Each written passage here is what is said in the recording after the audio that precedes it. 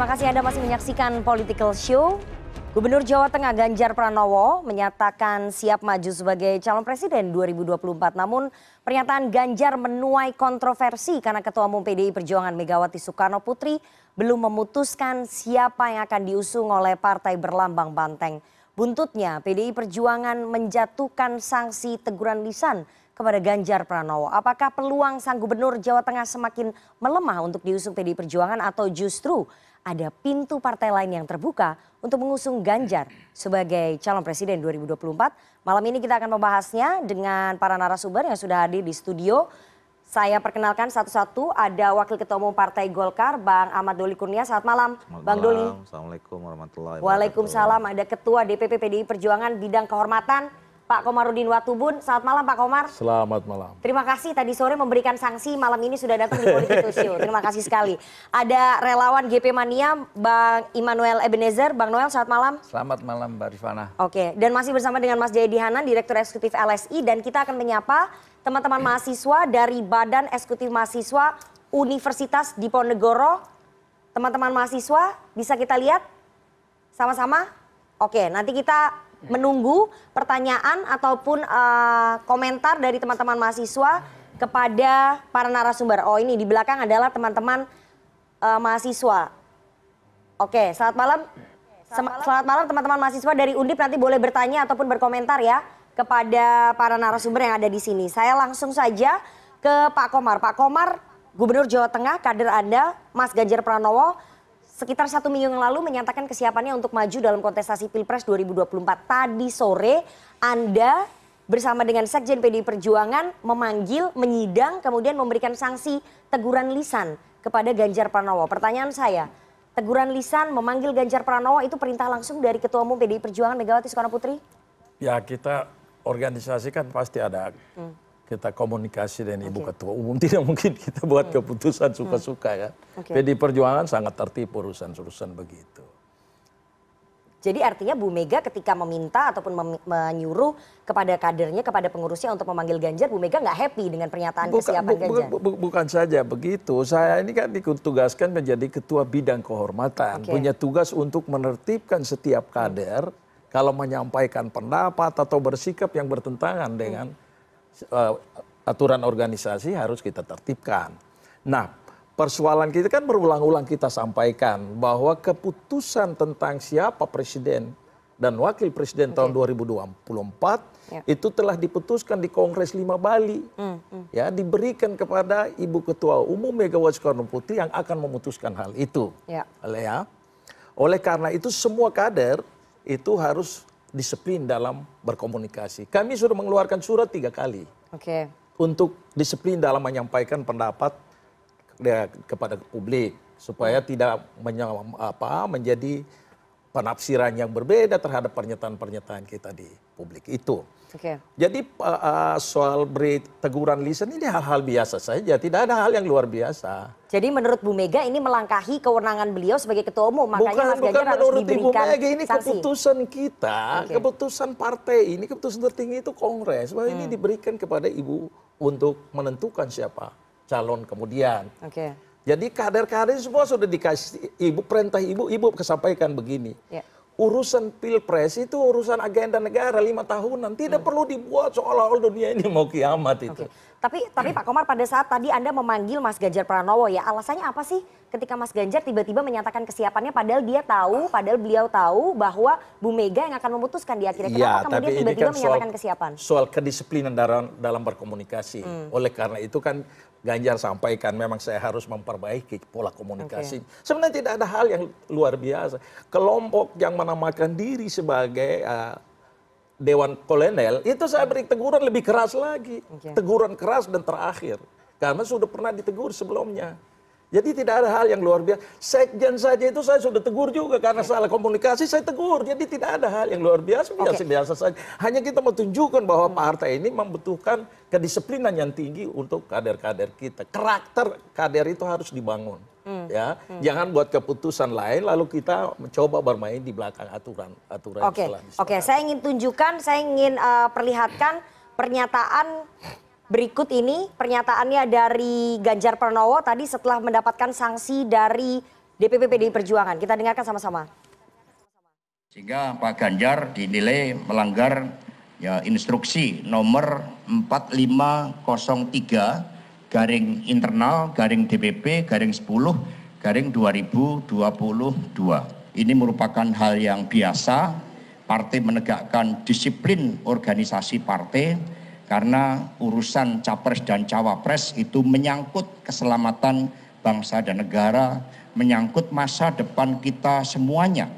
Sehingga mari berpolitik dengan mengakar, dengan membumi, kita selesaikan berbagai masalah-masalah bangsa. Seluruh anggota dan kader partai tidak terkecuali wajib turun ke bawah sampai Ibu Ketua Umum mengambil keputusan yang tepat pada momentum yang tepat nanti. Dan saya terima kasih dari Pak Sekjen, dari Dewan Kehormatan yang tadi sudah memberikan banyak penjelasan, clearance pada statement saya, dan tentu sebagai kader saya taat, dan tadi diberikan sanksi lesan. Tentu ini bagian dari komunikasi publik yang rasanya saya harus memperbaiki. Dan tentu saja yang kedua, Pak Sekjen sudah bicara untuk PDI Perjuangan, lihat baju saya. Semua keputusan terkait dengan Pilpres adalah keputusan Ketua Umum. Jadi semua pasti akan mengikuti. Dan saya orang yang setuju tadi yang disampaikan bahwa mesti turun ke bawah ngurusi yang ada di daerah. Ketika di antara situasi seperti ini tadi ada statement yang saya sampaikan kemudian menjadi diskursus di publik dan ya lumayan rame begitu. Kami mendapatkan peringatan dan itu sebagai kader kita terima. Karena ini bagian dari disiplin yang tadi ditunjukkan juga oleh Pak Hasto. Ada yang mau tanya lagi? Berarti Cukup? dirawat dong Pak ya? Kenapa? Pernyataan yang sebelumnya dirawat dong Pak. Siapnya presnya itu dirawat Pak. Kenapa? Dirawat. Oh gini, kader saya orang diklat. Semua kader mesti siap. Apapun. Tapi keputusan ada di Ketua Umum dan itu adalah keputusan Kongres yang semua kader harus ikut. Pak Komar, pernyataannya nggak diralat, tapi saya orang diklat, saya selalu siap. Artinya masih ada kesiapan untuk maju capres tadi, meskipun keputusannya ada di Bu Ketua Umum. Ya, tapi ini kan lebih tegas, keputusan ada di Ketua Umum. Kemarin beda itu, yang kemarin yang jadi digiring kemarin lagi. Oke. Nggak, tapi itu tadi pernyataannya nggak diralat, tetap disampaikan bahwa siap sebagai kader partai kalau misalnya nanti diperintahkan. Ya, kan, tapi keputusan kecuali Ganjar saya siap mencalonkan diri itu beda dengan itu kan ada kalimat, ada titik koma di situ baru dilanjut ke jaksa dipaksa untuk menjawab. Oke. Saya mau ke Mas Noel. Mas Noel sebagai relawannya Ganjar Pranowo Mania, Anda kecewa nggak sih ketika PDI Perjuangan memberikan sanksi teguran lisan kepada jagoan Anda? Sebetulnya tegurannya kan teguran minimum lah, sanksinya juga sanksi minimum. Tapi yang saya heran sampai detik ini orang yang tidak bersalah kok diberi sanksi. Oke. Apalagi tadi disampaikan oleh Pak Hasto dan Bang Komar juga tidak terbukti Mas Ganjar melakukan kesalahan. Beda dengan Dewan Kolonel ya, jelas di luar anggaran dasar dan anggaran rumah tangga partai. Nah dalam hal ini ya kita sih berharap tetap Mas Ganjar teguh terhadap pendapatnya yang tanggal 18 karena ada keraguan publik selama ini soal Mas Ganjar maju atau tidak. Kedua, pertanyaan kedua adalah partai mana yang mengusung Ganjar? Ketiga, wapresnya siapa ya? Itulah. Pertanyaan pertama ini sudah terjawab dengan tanggal 18 kemarin walaupun secara eksplisit mungkin itu hanya sebuah pertanyaan dari sebuah host TV nasional yang akhirnya dijawab oleh Mas Ganjar. Demi bangsa dan negara saya siap. Gitu. Tapi tetap Mas Ganjar berkali-kali menyampaikan semua itu tergantung Ketua Umum dan partai. Karena biar gimana pun Mas Ganjar ini kan dibesarkan oleh partai. Saya yakin sekali Mas Ganjar harus taat dan patuh terhadap partai yang membesarkan. Dia apalagi kan kader partai. Kader partai yang punya ideologis dan punya disiplin dan aturan. Dia harus tegak lurus pada posisi itu. Dan harapan saya kedua adalah ya partai PDIP jangan sampai salah ambil pilihan lah. Apalagi Bu Mega kan ketua umum yang sangat rasional lah. Karena beliau tuh jadi ketua umum kan pada proses kegelapan, demokrasi yang gelap sekali sampai demokrasi yang terang benderang hari ini. Seperti itulah, Mbak. Oke, tapi kan sebelumnya Anda sempat menyebut ya ketika Mas Ganjar menyatakan siap maju dalam kontestasi Pilpres ini sebagai sinyal halusnya PDIP. Artinya dengan pemberian teguran lisan ini bukan sinyal halus, malah penolakan kan? Enggak, semakin halus. Oh, semakin halus kalau mendukung Semakin berarti? halus. Oke. Semakin halus. Gimana Apalagi halusnya? tadi kita Coba lihat, saya ingin tanya. Mas Hasto ketika Mas Ganjar meyakinkan, saya ini lihat baju saya. PDIP, Mas Hasto sampai ragu, saya sampai nengok ke kiri tuh. Iya masih PDIP. Artinya ini sebenarnya sanksinya hanya sanksi setengah hati. Tidak Sanksi setengah untuk hati ya, tapi menyenangkan kita ataupun melihat gimana? gini. Ya namanya partai, saya nggak tahu internal partai seperti apa. Tapi saya lihat apa yang dilakukan PDIP secara organisasi untuk mengimbangi keadilan itu, rasa keadilan di internal partai. Karena kenapa? Dewan Kolonel kan diberi sanksi, Ya. SP3. Bang Komar yang ngasih ke ya. Nah itu juga harus dilakukan ke Mas Ganjar. Oke. Untuk apa? Menjaga marwah partai dan konsolidasi di internal partainya. Biar ada sebuah kondisivitas. Oke. Itu Mbak, kira-kira seperti itulah. Oke, Bang Komar, ini sinyalnya semakin halus kalau menurut Mas Noel. Jadi sinyalnya PDI Perjuangan kepada Ganjar Pranowo semakin halus, semakin kelihatan. Berarti peluangnya Ganjar Pranowo untuk dicalonkan masih tetap ada, meskipun dapat sanksi Ini masih 2 lisan. tahun. Peluangnya Proses masih ada ini nggak? masih jauh ke sana. Kita tidak pernah bilang putuskan Ganjar tidak dicalonkan lagi lain soal. Jadi saya jangan digiring untuk ke situ. Nggak, artinya peluangnya masih ada dong ketika hanya diberikan sanksi lisan, sanksi yang minimum, tidak Makanya bersalah. saya sampaikan tadi kan, sanksi-sanksi begini hal biasa-biasa saja. Sanksi begini bukan berarti Ganjar tidak boleh lagi di... Kita tidak pecat Ganjar kan. Sampai tadi saya sampaikan, Sekjen salah ngomong pun saya pernah tegur. Ini soal komunikasi, biasa saja. Tidak ada yang luar biasa aja. Oke, Bang Noel, tapi Anda melihat dengan pemberian sanksi ini peluangnya Mas Ganjar akan semakin melesat atau semakin terikat? Karena kan tidak bisa keliling ke daerah-daerah. Gini, ada beberapa peristiwa belakangan ini yang kita lihat sebelum Mas Ganjar mendeklar dirinya ya siap. Itu kan ada sebuah sanksi Mas Ganjar nggak boleh keluar kota, Mas Ganjar harus di daerahnya, macam-macam lah. Lantas kemudian Mas Ganjar dibilang tidak berprestasi. Saya lihat teguran ke kelompok faksi yang Dewan Kolonel ini kan jelas ya menegaskan bahwa udah stop diksi atau narasi-narasi yang coba meng-underestimate Mas Ganjar. Biar apa?